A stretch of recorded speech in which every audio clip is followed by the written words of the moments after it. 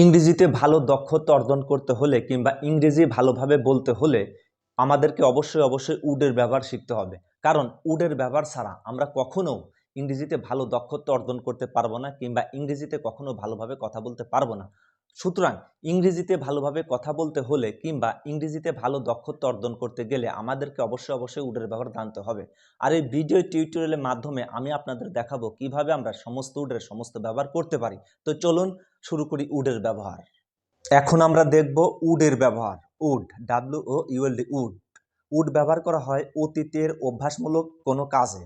যেমন মনে করেন যে আপনি বেড়াতে যেতেন কিংবা আপনি বেড়াতেন, আপনি ঘুরতে যেতেন কিংবা আপনি ঘুরতেন, আপনি স্কুলে যেতেন কিংবা আপনি কলেজে যেতেন, আমি বাজারে যেতাম, সে নিয়মিত হাঁটতো, সে দৌড়াতো, সে নিয়মিত সিনেমা দেখতো কিংবা সে নিয়মিত বই পড়তো। এই যে বাংলা ক্রিয়ার শেষে তাম, তেন, তে, এই তাম, তে, তেন এই সমস্ত শব্দ থাকে, সেই সব বাংলাকে ইংরেজি করতে হলে উড ব্যবহার করে করতে হয়। যেমন আমি বই পড়তাম, আমি বই পড়তাম অর্থাৎ আমি আগে বই পড়তাম। এই যে পড়ার সঙ্গে যে তাম শব্দটা ব্যবহার করা হয়েছে, এই তামের অর্থাৎ এই তাম বাংলার ইংরেজি হিসেবে আমাদেরকে উড ব্যবহার করতে হবে। অর্থাৎ আমি বলেছি যে আমি বই পড়তাম, এখানে পড়ার সঙ্গে তাম শব্দটা ব্যবহার করা হয়েছে। এই কারণে আমাদের উড ব্যবহার করে সেন্টেন্সটি তৈরি করতে হবে। কারণ আমি বই পড়তাম এটি হচ্ছে একটা নিয়মিত অভ্যাস, আমার অতীতের নিয়মিত একটা অভ্যাস। তাহলে সেন্টেন্সটি উড ব্যবহার করে দাঁড়ায় আমি বইটি পড়তাম। এর ইংরেজি হচ্ছে I would read the book. আমি বইটি পড়তাম, I would read the book. এই রিডের আগে উড ব্যবহার করা হয়েছে কারণ পড়ার সঙ্গে আমরা তাম শব্দটা ব্যবহার করেছি, যে পড়তাম। এই কারণে রিডের আগে তাম মের ইংরেজি হিসেবে আমরা উড ব্যবহার করেছি। এইভাবে উড ব্যবহার করে যে আমরা এই আপনি পড়তেন, আমি পড়তাম, আপনি খেতেন, আমি খেতাম, সে খেত, সে দেখতো, সে সিনেমা দেখতো, সে পড়তো, এরকম তাম, তেন, তে বাংলার ক্ষেত্রে আমরা উড ব্যবহার করে বিভিন্ন ধরনের সেন্টেন্স আমরা তৈরি করতে পারি। আর একটা এক্সাম্পল আমরা দেখব। যেমন মনে করেন যে আমি নদীতে সাঁতার কাটতাম। এখন আমি নদীতে সাঁতার কাটতাম, এটা আমার অতীতের একটা অভ্যাসে পরিণত ছিল যে আমি নদীতে সাঁতার কাটতাম। এক্ষেত্রেও বাংলা ক্রিয়ার শেষে কাটতাম, নদীতে সাঁতার কাটতাম, সাঁতার কাটতাম, এই তাম শব্দটা কিন্তু ব্যবহার করা হয়েছে। এই কারণে ইংরেজিতে আমাদের উড ব্যবহার করতে হবে, কারণ এটি ছিল আমার অতীতের একটা অভ্যাস।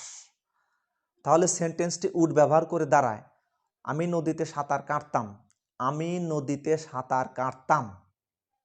I would swim in the river, I would swim in the river. সুইমের আগে উড ব্যবহার করা হয়েছে কারণ সাঁতার কাটতাম, এই তাম শব্দের ইংরেজি হিসেবে আমরা সুইমের আগে উড ব্যবহার করেছি।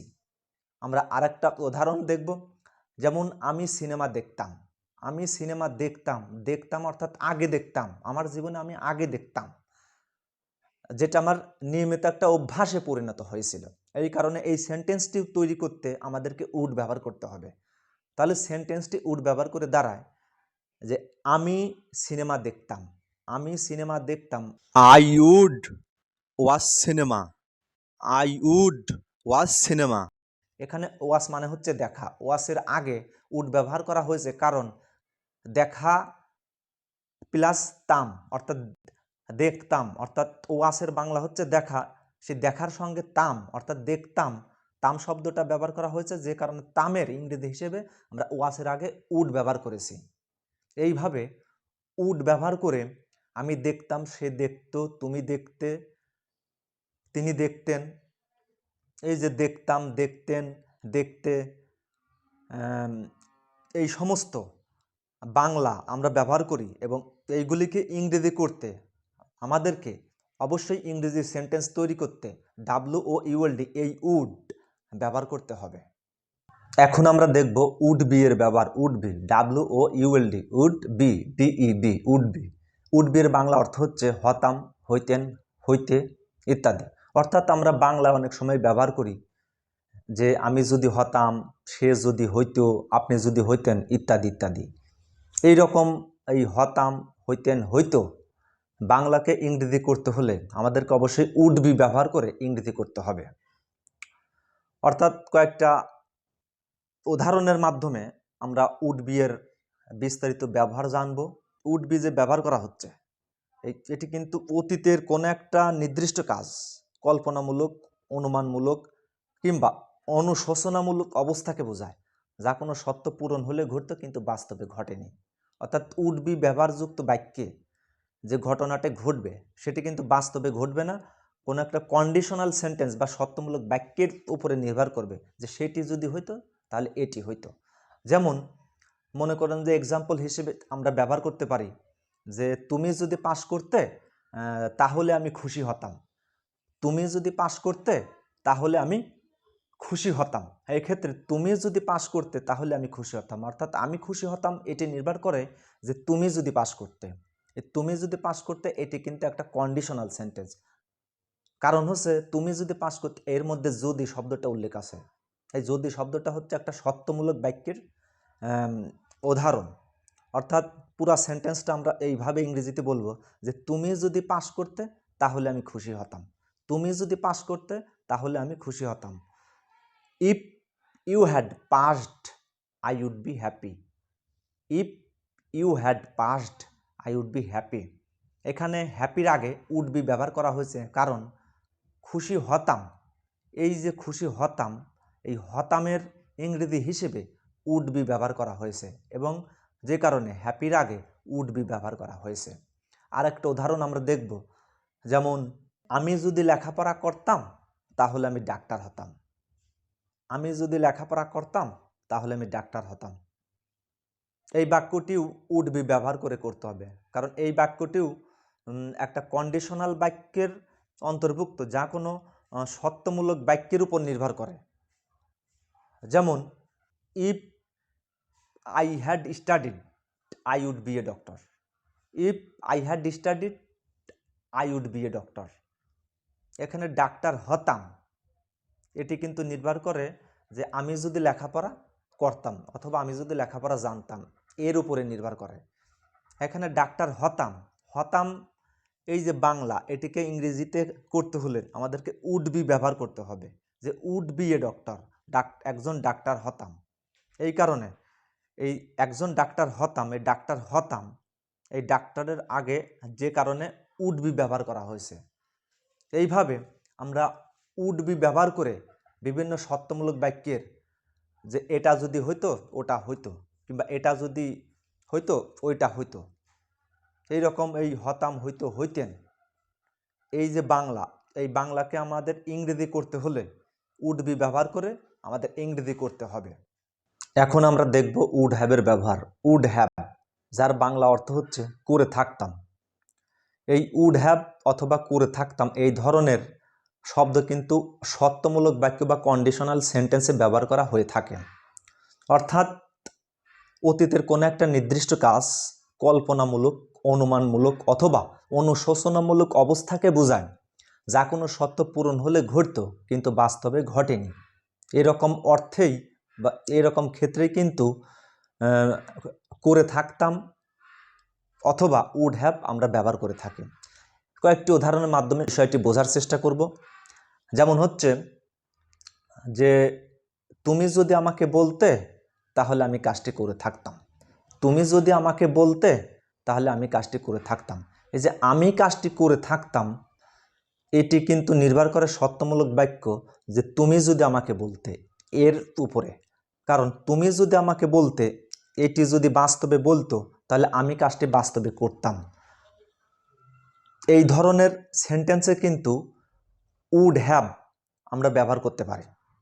একটা উদাহরণের মাধ্যমে বিষয়টি আমরা বোঝার চেষ্টা করি। যেমন যে বাক্যটি আমি বলেছি যে তুমি যদি আমাকে বলতে তাহলে আমি কাজটি করে থাকতাম। তুমি যদি আমাকে বলতে তাহলে আমি কাজটি করে থাকতাম। If you had told me I would have done the work. If you had told me I would have done the work. আমি কাজটি করে থাকতাম। এখানে উড হ্যাভের পর ডু ভার্বের পাস্ট পার্টিসিপল বা V3 ভার্ব ব্যবহার করা হয়েছে। কারণ উড হ্যাভের পর মূল ভার্বের পাস্ট পার্টিসিপল ফর্ম বা V3 ফর্ম ব্যবহার করা হয়। কাজটি করে থাকতাম, এই করে থাকতাম অর্থে উড হ্যাভ প্লাস মূল ভার্বের V3 বা পাস্ট পার্টিসিপল ফর্ম ব্যবহার করা হয়েছে। আরেকটা উদাহরণ আমরা দেখব, যেমন আমি যদি জানতাম তাহলে আমি সেখানে গিয়ে থাকতাম। আমি যদি জানতাম তাহলে আমি সেখানে গিয়ে থাকতাম। এখন আমি সেখানে গিয়ে থাকতাম এই বিষয়টি নির্ভর করে আমি যদি জানতাম এই সেন্টেন্সের উপরে। কারণ আমি যদি জানতাম এটি হচ্ছে একটি সত্যমূলক বাক্য বা কন্ডিশনাল সেন্টেন্স। এখন আমি জানলে আমি সেখানে গিয়ে থাকতাম, এই রকম অর্থ বোঝায়। এটিকে আমাদের উড হ্যাভ ব্যবহার করে করতে হবে। তাহলে সেন্টেন্সটি দাঁড়ায় যে আমি যদি জানতাম তাহলে সেখানে গিয়ে থাকতাম। আমি যদি জানতাম তাহলে সেখানে গিয়ে থাকতাম। If I had none I would have gone there. If I had none I would have gone there. অর্থাৎ আমি সেখানে গিয়ে থাকতাম, এখানে গিয়ে থাকতাম উড হ্যাভ গান, অর্থাৎ গো এর পরিবর্তে আমরা গান ব্যবহার করেছি। কারণ উড হ্যাভের পরে মূল ভার্বের V3 বা পাস্ট পার্টিসিপল ফর্ম ব্যবহার করা হয়, যে কারণে গিয়ে থাকতাম এই অর্থে উড হ্যাভ গান আমরা ব্যবহার করেছি। এইভাবে আমরা গিয়ে থাকতাম, করে থাকতাম, দেখে থাকতাম, করে থাকতাম বা পলে থাকতাম বোঝালে আমাদেরকে উড হ্যাভ প্লাস মূল ভার্বের V3 বা পাস্ট পার্টিসিপল ফর্ম ব্যবহার করে সেন্টেন্সটি তৈরি করতে হবে। এখন আমরা জানবো উড হ্যাভ বিনের ব্যবহার। Would have been, would have বিনের বাংলা অর্থ হচ্ছে হয়ে থাকতাম, করতে থাকতাম, হয়ে থাকতাম, করতে থাকতাম। অর্থাৎ উড হ্যাভ বিন এটিও আমরা কন্ডিশনাল সেন্টেন্সে ব্যবহার করি বা সত্যমূলক বাক্যে ব্যবহার করি। অর্থাৎ অতীতে কোনো একটা নির্দিষ্ট কাজ অনুমানমূলক, কল্পনামূলক অথবা অনুশোচনামূলক অবস্থাকে বোঝায়, যা কোনো সত্য পূরণ হলে ঘটত কিন্তু বাস্তবে ঘটেনি। এই সমস্ত ক্ষেত্রেই আমরা উড হ্যাভ বিন ব্যবহার করতে পারি বা উড হ্যাভ বিন ব্যবহার করে থাকি। এখন উড হ্যাভ বিন সমান হয়ে থাকতাম এই অর্থে আমরা কয়েকটি উদাহরণ দেখব। যেমন আমি যদি লেখাপড়া করতাম তাহলে আমি একজন ডাক্তার হয়ে থাকতাম। আমি যদি লেখাপড়া করতাম তাহলে আমি একজন ডাক্তার হয়ে থাকতাম। এখানে আমি ডাক্তার হয়ে থাকতাম এটি নির্ভর করে আমি যদি লেখাপড়া করতাম কিংবা আমি যদি লেখাপড়া জানতাম এই বিষয়টির উপরে। এখন আমি যদি লেখাপড়া জানতাম এটি যেহেতু হয়নি, সুতরাং আমি একজন ডাক্তার হয়ে থাকতাম এটিও বাস্তবে ঘটেনি। এই যে কন্ডিশনাল বা সত্যমূলক সেন্টেন্স, এইসব সেন্টেন্সের ক্ষেত্রে যে হয়ে থাকতাম এই ক্ষেত্রে কিন্তু আমাদের উড হ্যাভ বিন ব্যবহার করতে হবে। অর্থাৎ সেন্টেন্সটি ইংরেজিতে উড হ্যাভ বিন ব্যবহার করে আসে এরকম যে আমি যদি লেখাপড়া জানতাম তাহলে আমি একজন ডাক্তার হয়ে থাকতাম।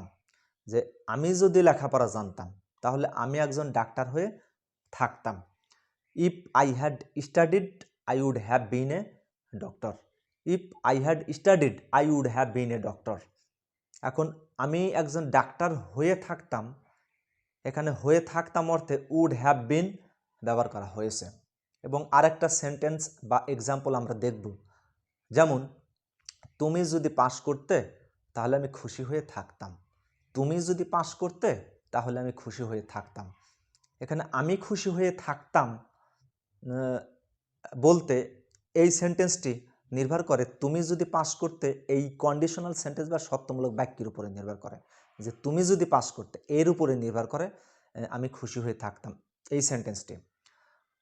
সুতরাং এই সেন্টেন্সটি আমাদেরকে উড হ্যাভ বিন ব্যবহার করে করতে হবে। অর্থাৎ এই সেন্টেন্সটি ইংরেজি করতে হলে সেন্টেন্সটি এইরকম হয় যে তুমি যদি পাস করতে তাহলে আমি খুশি হয়ে থাকতাম। তুমি যদি পাস করতে তাহলে আমি খুশি হয়ে থাকতাম। If you had passed I would have been happy. If you had passed I would have been happy. এখানে খুশি হয়ে থাকতাম অর্থে উড হ্যাভ বিন হ্যাপি ইংরেজি ব্যবহার করা হয়েছে। এইভাবে হয়ে থাকতাম অর্থে আমরা উড হ্যাভ বিন ব্যবহার করে ইংরেজি বিভিন্ন ধরনের সেন্টেন্স তৈরি করতে পারি। এখন আমরা দেখব উড হ্যাভ বিন সমান করতে থাকতাম, এই অর্থে আমরা উড হ্যাভ বিনকে কীভাবে ব্যবহার করতে পারি কয়েকটা উদাহরণের মাধ্যমে আমরা দেখব। যেমন আমরা বলতে পারি যে আমি যদি চাকরির অফারটি গ্রহণ করতাম তাহলে আজ এই কোম্পানিতে আমি কাজ করতে থাকতাম।